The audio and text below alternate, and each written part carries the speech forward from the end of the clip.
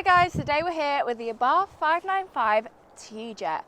Now this may look like a Fiat 500, but it certainly isn't. It's pint-sized thrills and the perfect sporty runaround, and this is why.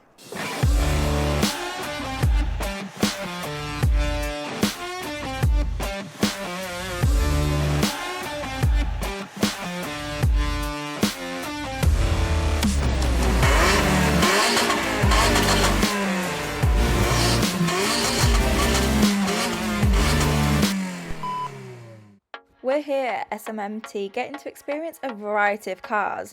Next up, the Abarth F595. Now, although it even has the 500 on the badge, this is a completely different car. We have lowered suspension, sporty seats, and even a Larry exhaust. So let's see how different it is to drive. Now this has 163 brake horsepower, 170 pound-feet of torque, coming from a 1.4 litre turbocharged engine, which means it gives us a 0 to 60 time of 7.3 seconds. Not bad, but it's more about the fun. And to make it the perfect sports car, we have a 5-speed manual, sporty front seats and questionable space in the rear. We have all the technology that we need, including a cute little turbo bar, which is a nice sporty feature.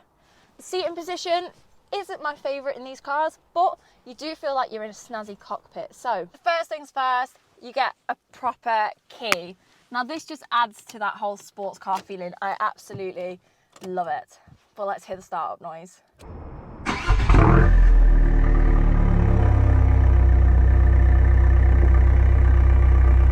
Not terrible.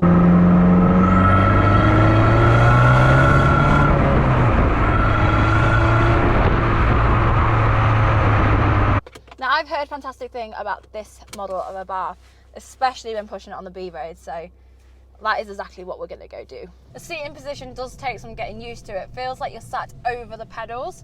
Now I feel like this might be something that with time just kind of becomes another part of driving, just like getting used to different clutches. But initially, it's strange. Last year we got to drive Auto Social's competition zone, however you say it. I always said it wrong in the video. And that was very, very loud.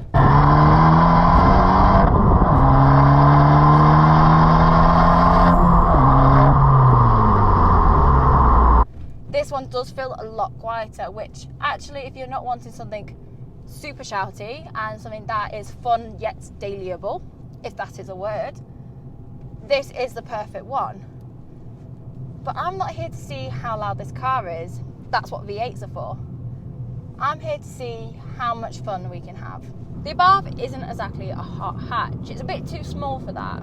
So it makes its biggest rival the Up GTI. Now that only has 113 horsepower. So it already puts the Abarth, trying to do quick maths, 57 horsepower up. Nope, 60 horsepower up. So it's already winning there.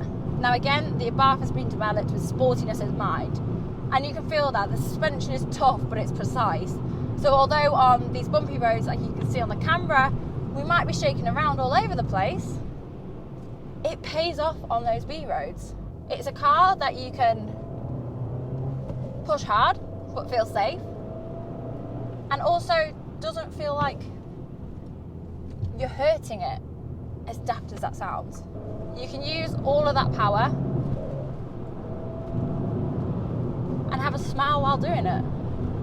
The engine is extremely funky, and what I mean by that is it revs hard, but the power delivery is so progressive that it just keeps giving. You can put a nice power delivery around the roundabout, feel the steering, and accelerate out. Being the F595, that F does do something. It has a better suspension. You've got Coney dampers on the front and rear. You have upgraded brakes, and they even put Brembos on here, which means it stops pretty good. You also get things like Apple CarPlay, 17-inch alloys, and a Sportier exhaust.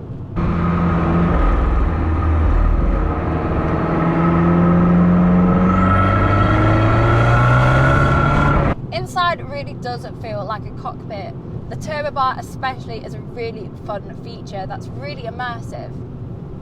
You have everything you need on the screens, Granted, they are not the biggest screens you're going to get, but this car isn't built to blast you with technology. It's built to be road blast. So let's see how this roundabout is.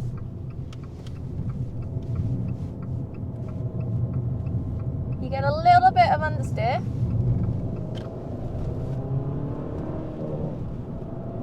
But it's not bad. And the gearbox is surprisingly complementary. It's not the shortest of shifter like you might get in a Mini John Cooper Works, but it's really accurate and it can help with some really quick changes.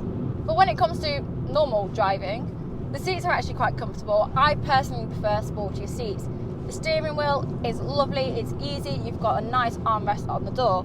Granted, you are missing one in the middle. The seating position, you do get used to. It's more when you use the clutch that you notice it. Granted, it is not the smoothest of rides, but it is actually a lot quieter than some of the other models, which means if you're looking for a little city or town runabout, or you don't drive far for work, but then you want that B-road blast on the weekends, this is more than capable. Now, Abarths start from £20,000, and this one in particular around about the 25,000 mark for the upgrades, which personally I think for the Brembo brakes alone and the suspension is definitely worth it. But this is, yes, a sporty small hatch, and that is a brand new price. That isn't bad at all. If you're not wanting to spend thousands and thousands of pounds on something with performance,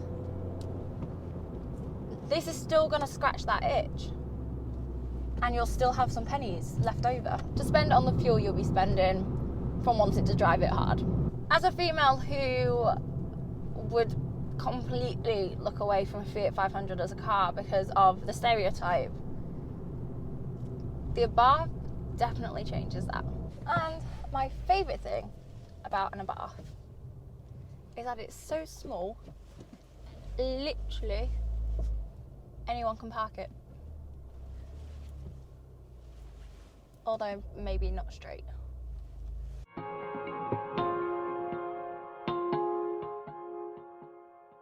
So, to conclude my whistle-stop tour on the Abarth F595 T-Jet, it's definitely a pint-sized thrill and a lot of fun and a lot more engaging than what I expected. Although we can see 500 badges on here, it is a completely different car to the stereotypical Fiat 500, and one that I definitely wouldn't mind driving more. So there you have it, you guys know the drill. To make my journey your journey, like, follow, subscribe, and I'll see you next time. Bye!